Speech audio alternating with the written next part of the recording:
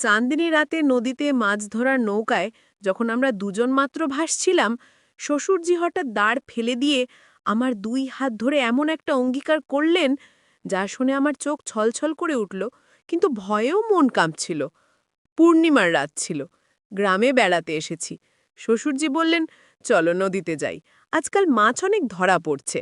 বাড়ির সবাই ঘুমিয়ে পড়েছে, আমি রাজি হলাম। নৌকায় উঠে নদীতে ভাসতে লাগলাম। চারপাশে জ্যোৎস্নার আলো, নদীর জল রূপোর মতো চকচক করছে। কোনো শব্দ নেই, শুধু পানির শব্দ আর ঝিঝি পোকার ডাক। শ্বশুরজি নৌকা ভাসিয়ে দিলেন, জাল ফেললেন, আমরা বসে অপেক্ষা করতে লাগলাম। হঠাৎ তিনি জাল টেনে তুলে নৌকার মাঝে রেখে দিলেন, দাঁড়ও ফেলে দিলেন। আমি অবাক হয়ে জিজ্ঞেস করলাম, কি হলো বাবা? তিনি আমার দিকে এগিয়ে এলেন, নৌকা দুলছিল, চাঁদের আলোয় তার মুখ স্পষ্ট দেখা যাচ্ছিল। তিনি আমার 2 হাত ধরলেন, খুব গভীর গলায় বললেন, বৌমা, আমি আর পারছি না। প্রতিদিন তোমাকে ছেলের সাথে দেখি আর নিজেকে অভিশাপ দিই। কেন আমি তোমার বয়সে জন্মাইনি? কেন আমি তোমাকে প্রথম দেখা মানুষ হইনি? আমি হাত ছাড়াতে চেষ্টা করলাম, কিন্তু তিনি শক্ত করে ধরে রাখলেন। চাঁদের আলোয় তার চোখ ভিজে গেছে। বললেন, আমি জানি এটা ভুল, কিন্তু ভালোবাসা কি বয়স মানে? আমি তোমাকে শুধু শ্বশুর হিসেবে দেখতে পারি না। নৌকা ভাসতে ভাসতে দূরে চলে যাচ্ছিল, চারপাশে শুধু জল আর চাঁদের আলো। তিনি অঙ্গীকার করলেন, আমি আমার সব সম্পত্তি তোমাকে দেব, আমার স্ত্রীকে তালাক দেব, তুমি শুধু একবার হ্যাঁ বলো, আমরা এই নৌকা থেকে আর ফিরব না, সোজা অন্য শহরে চলে যাব। আমার চোখ ছলছল করে উঠল। তার কথায় এমন একটা আন্তরিকতা ছিল যা আমাকে নাড়া দিল। মনের কোণে একটা সাড়া পেলাম, কিন্তু কণ্ঠ কাঁপিয়ে বললাম, বাবা, এটা কখনো সম্ভব না। আমি আপনার ছেলের স্ত্রী, আপনার এই কথা ভুলে যান। এই গল্পটি সম্পূর্ণ শুনলে আপনাদের পানি অটোমেটিক বের হয়ে যাবে, সো যত দ্রুত সম্ভব হাতের কাছে টিস্যু নিয়ে বসে পড়ো। বিছানার চাদর যেন নষ্ট না হয় সেটা সম্পূর্ণ খেয়াল রাখার অনুরোধ জানিয়ে গল্পটি এখন শুরু করব। তার আগে সর্বশেষ অনুরোধ, দয়া করে এমন পানি বের করার গল্প নিয়মিত শুনতে আমাদের চ্যানেলটি সকলেই সাবস্ক্রাইব করুন। ধন্যবাদ। হ্যালো বন্ধুরা, আমার নাম প্রিয়াঙ্কা মুখার্জি। আমার বয়স 40 বছর। আমার স্বামীর নাম রোহান মুখার্জি, বয়স 43 বছর। আমাদের 2 সন্তান, সায়ন আর তানিয়া। সায়ন 21 বছর বয়সী, ইউনিভার্সিটিতে পড়ে। তানিয়া 14 বছর বয়সী, স্কুলে যায়। কিন্তু যেদিন থেকে এই ঘটনাটা ঘটল, সেদিন থেকে আমার পুরো জীবনটাই বদলে গেল। আসলে ব্যাপারটা অনেক জটিল। আমি যখন শ্বশুরজির হাত ধরে নৌকায় বসেছিলাম, তখন তিনি যা বলছিলেন তা শুনে আমি স্তব্ধ হয়ে গিয়েছিলাম। কিন্তু মুহূর্তেই একটা অদ্ভুত শব্দ শুনলাম।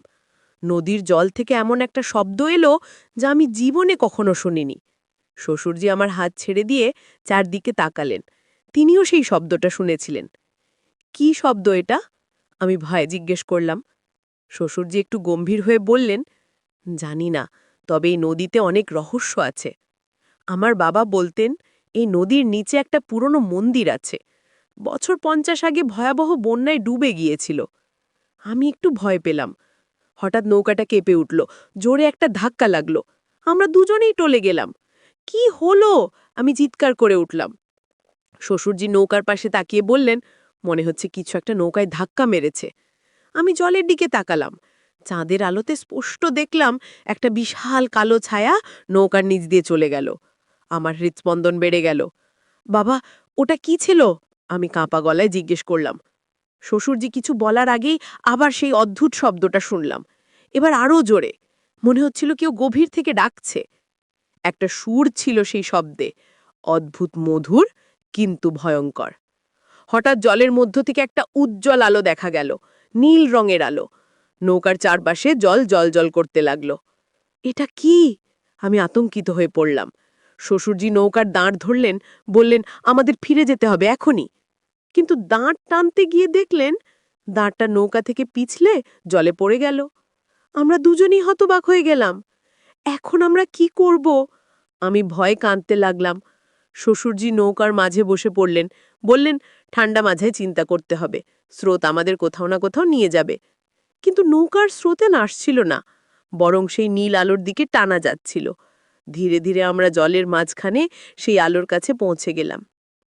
আর তখনই আমি দেখলাম জলের নিচে একটা বিশাল কাঠামো, মন্দিরের মতো দেখতে, কিন্তু এত সুন্দর যে বর্ণনা করা কঠিন। পুরোটাই পাথরের তৈরি, গায়ে অনেক খোদাই করা মূর্তি, আর সেখান থেকেই সেই নীল আলো আসছিল। বাবা দেখুন ওটা, আমি আঙুল দিয়ে দেখালাম। শ্বশুরজি অবাক হয়ে তাকালেন, বললেন, আমার বাবা সত্যি বলেছিলেন, এটাই সেই হারিয়ে যাওয়া মন্দির। হঠাৎ একটা বুদবুদ জলের উপরে এলো, তারপর আরেকটা। দেখতে দেখতে জলের নিচ থেকে একটা বাক্স ভেসে উঠল, ছোট্ট একটা কাঠের বাক্স, অদ্ভুত খোদাই করা। বাক্সের উপর একটা তালা ছিল, কিন্তু তালাটা মরচে পড়ে নষ্ট হয়ে গিয়েছিল, সহজেই খুলে গেল। বাক্সের ভিতরে একটা পুরনো চামড়ার পুঁথি আর একটা স্বর্ণের মেডালিয়ান। মেডালিয়ানে কিছু লেখা ছিল, সংস্কৃত। শ্বশুরজি সংস্কৃত জানতেন, তিনি পড়তে লাগলেন। এই মেডালিয়ান যার হাতে থাকবে সে রহস্যের দরজা খুলবে। পঞ্চম পূর্ণিমায় নদীর মাঝে মন্দির জেগে উঠবে, তখন সত্য প্রকাশিত হবে। শ্বশুরজি পড়ে শোনালেন। আমি জিজ্ঞেস করলাম, এর মানে কি? শ্বশুরজি বললেন, মনে হচ্ছে এই মন্দিরে কোনো গুপ্তধন লুকানো আছে, এবং আজও হয়তো পঞ্চম পূর্ণিমা। পঞ্চম পূর্ণিমা মানে? আমি বুঝলাম না। হ্যাঁ, পঞ্চম পূর্ণিমা মানে বছরের পঞ্চম পূর্ণিমা। আজ মে মাস, পঞ্চম পূর্ণিমা এই সময়ই হয়, শ্বশুরজি ব্যাখ্যা করলেন। হঠাৎ সেই নীল আলো আরো উজ্জ্বল হয়ে উঠল, জলের মধ্য থেকে মন্দিরটা উপরে উঠতে লাগলো। আমরা অবাক হয়ে দেখতে লাগলাম, মন্দিরের চূড়া জলের ওপরে ভেসে উঠল। বাবা, আমরা কি করব? আমি ভয় কাঁপছিলাম। শ্বশুরজি মেডালিয়ানটা হাতে নিলেন, বললেন, আমাদের ভিতরে যেতে হবে, এই রহস্যের সমাধান করতে হবে। কিন্তু এটা বিপজ্জনক হতে পারে, আমি বললাম। জানি, কিন্তু এখন আমাদের কাছে আর কোনো উপায় নেই। নৌকা এমনিতেই মন্দিরের দিকে যাচ্ছে, আমরা স্রোতের বিপরীতে যেতে পারবো না। নৌকা ধীরে ধীরে মন্দিরের প্রবেশদ্বারের কাছে পৌঁছে গেল। বিশাল পাথরের তোরণ, দুপাশে দুটো বিশাল মূর্তি, যোদ্ধার মূর্তি, হাতে তলোয়ার, মুখ ভয়ঙ্কর। আমরা নৌকা থেকে নেমে মন্দিরের সিঁড়িতে উঠলাম। পাথরের সিঁড়ি পিচ্ছিল, সাবধানে পা ফেলতে হলো। শ্বশুরজি আমার হাত ধরে রাখলেন। কিন্তু এবার সেই ভয়ঙ্কর আবেগ নয়, রক্ষা করার জন্যে। মন্দিরের ভিতরে ঢুকলাম, অন্ধকার ছিল না, দেওয়ালে দেওয়ালে সেই নীল আলো জ্বলছিল। মন্দিরের মধ্যে অনেক করিডর, অনেক ঘর। শ্বশুরজি মেডালিয়ানটা সামনে ধরলেন, মেডালিয়ান থেকে একটা আলোর রশ্মি বের হলো। সেই রশ্মি একটা নির্দিষ্ট দিক দেখাচ্ছিল। এটা আমাদের পথ দেখাচ্ছে, শ্বশুরজি বললেন। আমরা সেই আলোর রশ্মি অনুসরণ করে হাঁটতে লাগলাম। অনেক ঘর পার হলাম, প্রতিটি ঘরে বিভিন্ন জিনিস রাখা ছিল, পুরনো মূর্তি, পাত্র, অস্ত্র। মনে হচ্ছিল এগুলো শত শত বছর পুরনো। অবশেষে আমরা একটা বিশাল কক্ষে পৌঁছালাম। কক্ষের মাঝখানে একটা বেদি, বেদির ওপর একটা বড় পাথরের বাক্স, আর বাক্সের সামনে একটা খোদাই করা লেখা। শ্বশুরজি লেখাটা পড়তে লাগলেন। যেই মন্দিরে প্রবেশ করবে তাকে 3টি প্রশ্নের উত্তর দিতে হবে। সঠিক উত্তর দিলে ধন পাবে, ভুল উত্তর দিলে চিরকালের জন্যই এখানে আটকে থাকবে। আমার মুখ শুকিয়ে গেল। বাবা, এটা বিপজ্জনক, আমরা ফিরে যাই। এখন ফিরে যাওয়ার উপায় নেই, মন্দিরের দরজা বন্ধ হয়ে গেছে, আমাদের এই প্রশ্নের উত্তর দিতেই হবে, শ্বশুরজি বললেন। হঠাৎ বেদি থেকে একটা কণ্ঠস্বর ভেসে এলো, গভীর প্রাচীন কণ্ঠস্বর।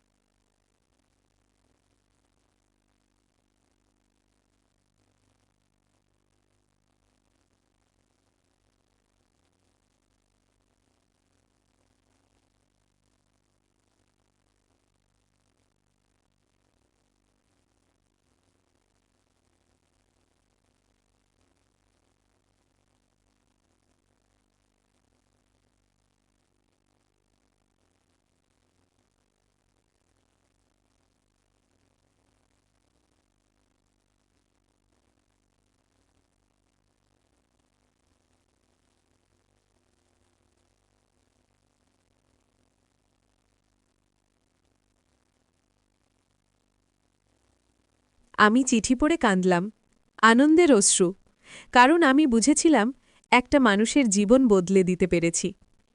সেই রাতের পর থেকে আমি প্রতি পূর্ণিমায় নদীর ধারে যাই, দূর থেকে নদীর দিকে তাকিয়ে থাকি। কখনো আর সেই নীল আলো দেখিনি, কখনো আর সেই মন্দির দেখিনি। মনে হয় সেই রাতটা ছিল একটা বিশেষ মুহূর্ত, যা আমার আর শ্বশুরজির জন্য নির্ধারিত ছিল। সায়নের স্ত্রী অর্পিতা একদিন আমাকে জিজ্ঞেস করল, মা, তুমি এত শান্ত থাকো কিভাবে? আমি শ্বশুরবাড়িতে এসে অনেক চাপ অনুভব করি। আমি অর্পিতার হাত ধরলাম, বললাম, বাবা, শ্বশুরবাড়ি একটা নতুন জায়গা, নতুন মানুষ, সময় লাগে মানিয়ে নিতে। কিন্তু মনে রেখো, তুমি এখানে শত্রু নও, তুমি এই পরিবারের একটা অংশ। সবাইকে বিশ্বাস করো, সবাইকে সম্মান করো, আর সবচেয়ে বড় কথা, ধৈর্য রাখো। অর্পিতা আমার কথা শুনে হাসল, বলল, মা, তুমি যেন একজন জ্ঞানী গুরু। আমি মনে মনে হাসলাম, ভাবলাম, যদি অর্পিতা জানত সেই রাতের কথা, যদি সে জানত সেই রহস্যময় মন্দিরের কথা। কিন্তু না, এটা আমার আর শ্বশুরজির মধ্যে একটা গোপন কথা হয়ে থাকবে। একদিন শ্বশুরজি খুব অসুস্থ হয়ে পড়লেন, হাসপাতালে ভর্তি হলেন। ডাক্তার বললেন তার হার্ট অ্যাটাক হয়েছে, বয়স হয়েছে, শরীর দুর্বল। আমরা সবাই হাসপাতালে ছুটে গেলাম। শ্বশুরজি বিছানায় শুয়ে আছেন, চোখ বন্ধ, শ্বাসকষ্ট হচ্ছে। আমি তার পাশে বসলাম, হাত ধরলাম, ফিসফিস করে বললাম, বাবা, আপনি ঠিক হয়ে যাবেন, আমরা আছি আপনার পাশে। শ্বশুরজি চোখ খুললেন, ক্ষীণ গলায় বললেন, বৌমা, সেই বইটা কোথায়? আমি বুঝলাম তিনি কোন বইয়ের কথা বলছেন। বললাম, আমার কাছে আছে, নিরাপদে রেখেছি। শ্বশুরজি আমার হাত শক্ত করে চাপলেন, বললেন, সেই বই তুমি সায়নকে দিও, সে যেন তার পরিবারকে সুখী রাখে, আর অর্পিতাকেও পড়তে দিও। আমি চোখের জল মুছলাম, বললাম, আপনি নিজেই দেবেন, আপনি ঠিক হয়ে যাবেন। কিন্তু শ্বশুরজি মাথা নাড়লেন, বললেন, না বৌমা, আমার সময় হয়ে এসেছে, আমি জানি, কিন্তু আমি সুখী, কারণ আমার জীবনের শেষ কয়েক বছর সত্যিকারের সুখে কেটেছে। সেই রাতের পর থেকে আমি বুঝেছি আসল জীবনের অর্থ কী। আমি কাঁদতে লাগলাম। শ্বশুরজি বললেন, কেঁদো না, আমি তোমাকে একটা কথা বলতে চাই। সেই রাতে আমি যা করেছিলাম তা আমার জীবনের সবচেয়ে বড় লজ্জা, কিন্তু তুমি আমাকে ক্ষমা করে দিয়েছ, আমাকে সঠিক পথ দেখিয়েছ। তোমার মতো একজন বৌমা পেয়ে আমি ধন্য। ৩ দিন পর শ্বশুরজি মারা গেলেন। আমরা সবাই শোকে মুহ্যমান হয়ে পড়লাম, কিন্তু আমি জানতাম তিনি শান্তিতে গেছেন, কারণ তিনি তার জীবনের ভুল সংশোধন করতে পেরেছিলেন। শ্বশুরজি শ্রাদ্ধের দিন আমি সেই বইটা বের করলাম, সায়ন আর অর্পিতাকে ডাকলাম, তাদের বইটা দিলাম। এটা কি? সায়ন জিজ্ঞেস করল। আমি বললাম, এটা একটা বিশেষ বই, তোমার দাদু তোমাকে দিতে বলেছিলেন। এই বইয়ে পারিবারিক জীবনের অনেক জ্ঞান আছে, তুমি আর অর্পিতা মিলে পড়বে। সায়ন বইটা খুলে দেখল, বলল, মা, এটা তো খুব পুরনো, কোথা থেকে পেলে? আমি হাসলাম, বললাম, এটা একটা লম্বা গল্প, কোনোদিন সময় হলে বলবো। কিন্তু আমি জানি সেই গল্প আমি কখনো বলবো না, কারণ কিছু জিনিস গোপন রাখাই ভালো। কিছু রহস্য মন থেকে মন চলে যায়, কিছু স্মৃতি শুধু হৃদয়ে লুকিয়ে রাখার জন্য। আজ অনেক বছর কেটে আছে, আমার বয়স হয়েছে, চুল পেকে গেছে, কিন্তু সেই রাতের স্মৃতি এখনও তাজা। প্রতি পূর্ণিমায় আমি নদীর দিকে তাকাই, অপেক্ষা করি সেই নীল আলো দেখার জন্য, কিন্তু আর দেখি না। মাঝে মাঝে ভাবি, হয়তো সেই রাতটা সত্যিই ছিল না, হয়তো আমি স্বপ্ন দেখেছিলাম। কিন্তু তারপর সেই বইটা দেখি, বইয়ের পাতায় হাত বুলাই, আর বুঝি, না, এটা কোনো স্বপ্ন ছিল না, এটা সত্যি ছিল। সেই রাতে আমার জীবনে একটা অলৌকিক ঘটনা ঘটেছিল, কিন্তু সবচেয়ে বড় অলৌকিক ঘটনা ছিল একটা মানুষের হৃদয় পরিবর্তন। শ্বশুরজি সেই রাতে ভুল পথে যাচ্ছিলেন, কিন্তু সেই মন্দির, সেই প্রশ্ন, সেই শিক্ষা তাকে সঠিক পথে ফিরিয়ে এনেছিল। আজ আমি বুঝি যে জীবনে অনেক প্রলোভন আসে, অনেক ভুল পথ দেখা যায়, কিন্তু যদি আমরা বিশ্বাস, সম্মান আর ধৈর্যের সাথে চলি, তাহলে কোনো ভুল পথে যাব না।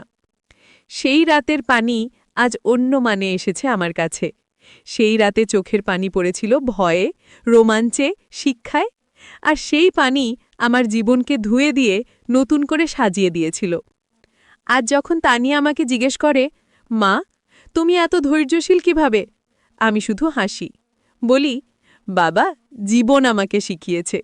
কিন্তু মনে মনে বলি, সেই চাঁদনি রাতে, সেই রহস্যময় মন্দিরে, সেই 3টি প্রশ্নের উত্তরে আমি জীবনের সবচেয়ে বড় শিক্ষা পেয়েছিলাম। আর শ্বশুরজির কথা মনে পড়লে আমি শুধু ভাবি, একজন মানুষ যদি তার ভুল বুঝতে পারে এবং সংশোধন করতে পারে, তাহলেই সে সত্যিকারের মহান। এই গল্পের শেষ নেই, কারণ জীবনেরও কোনো শেষ নেই। প্রত্যেকটি শেষ একটি নতুন শুরু।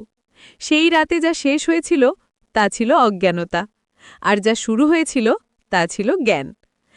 আজ যখন আমার নাতি নাতনিরা আমার কাছে গল্প শুনতে আসে, আমি তাদের সেই মন্দিরের গল্প বলি না, বলি অন্য গল্প।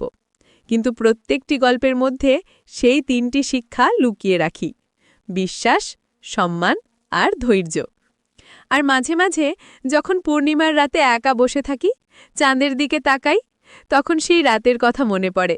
মনে পড়ে সেই অঙ্গীকার, যে অঙ্গীকার আমার চোখ ছলছল করে দিয়েছিল, যে অঙ্গীকার আমার জীবন বদলে দিয়েছিল। কিন্তু আসল অঙ্গীকার ছিল সেই মন্দিরে, সেই 3টি প্রশ্নের উত্তরে, যে অঙ্গীকার আমি নিজের সাথে করেছিলাম, যে অঙ্গীকার আমি আজও পালন করে যাচ্ছি। জীবন একটা দীর্ঘ যাত্রা, প্রতিটি মুহূর্ত একটি শিক্ষা। সেই চাঁদনি রাতে আমি যে শিক্ষা পেয়েছিলাম তা আজও আমার পথ দেখায়, আজও আমাকে শক্তি দেয়। আর হ্যাঁ, সেই বইটাও এখনো আমার কাছে আছে। সায়ন পড়ে শেষ করেছে, অর্পিকাও পড়েছে, এখন তানিয়া পড়ছে। এভাবে প্রজন্মের পর প্রজন্ম এই জ্ঞান চলে যাবে। এটাই আমার আসল সম্পদ।